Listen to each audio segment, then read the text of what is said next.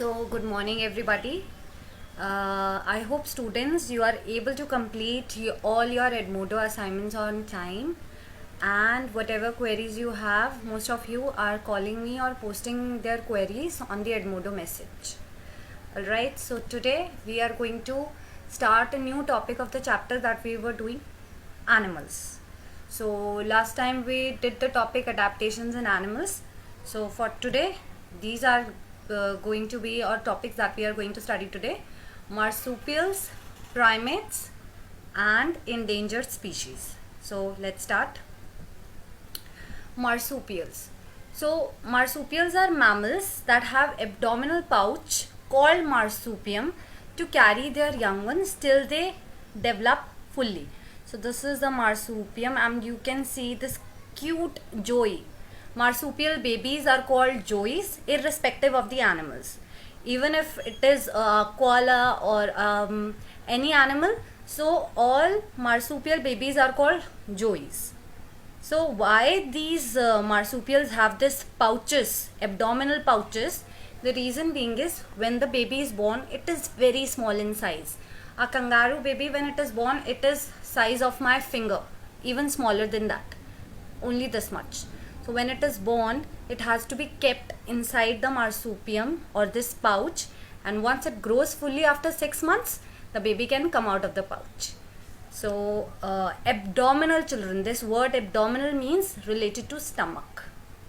Okay, so these are some more of marsupials. Possum is a marsupial, kangaroo is a marsupial, koala, Tasmanian devil, wallaby, these all are marsupials. Mostly they are found either in Australia or in America. So koalas are some special type of marsupials. Firstly, koalas are also called koala bears, but they are not bears. Koalas are also marsupials. Their pouches are back facing. Back facing means in kangaroo the pouches face towards the head of the mother, whereas in the case of koalas the pouches face towards the hind legs of the mother. I'll show you in this cute video here. So these are the koala bears. So this is a video I got from one Australian zoo. So see, the baby is coming out of the marsupial. You can see the pouches are facing mother's legs and the baby is coming out of its marsupium. Right. So now we come to our next topic, that is primates. Primates are mammals with large brains and well developed hands and feet with fingers and toes. So all these animals are included in primates. So monkeys, chimpanzees, gorillas, lemurs, apes, these all are primates. We human beings also are developed apes. So human beings also come under the category of primates. But the difference between us and other primates are that we have the most developed brains of them all. So these are the hands of your primates. You can clearly see they have opposing thumbs. The thumbs are present on the opposite side so that they can grip on things nicely. They can grip on branches, they can grip on food items or whatever eatables they are eating, they can grip it very nicely. And they have long fingers. This helps them to hold on to things very tightly. So these are some few of the hands of your primates, and these are their feet. Now one interesting thing, children, don't get confused, but I want to show you something. If you look at the human feet, the toes are aligned parallelly to each other, whereas in the case of chimpanzee, gorilla, orangutan, baboon, the toes, this thumb of the toes, it is also opposing, means they use their legs also to grip on branches, whereas we human beings right now, we don't want to climb onto trees, so our big toe doesn't grip onto branches. So that is why our toe is like that, whereas in the case of orangutan, gorilla, chimpanzee, they have big opposing toes. This big toe is like that so that they can grip on branches. So these are the few primate characteristics. They have, first characteristic, they have large brain, parts relative to size, means their brain or their head forms a large part from their body. Then their teeth, they have herbivorous and omnivorous teeth, because few of the primates are purely herbivorous while others are omnivore.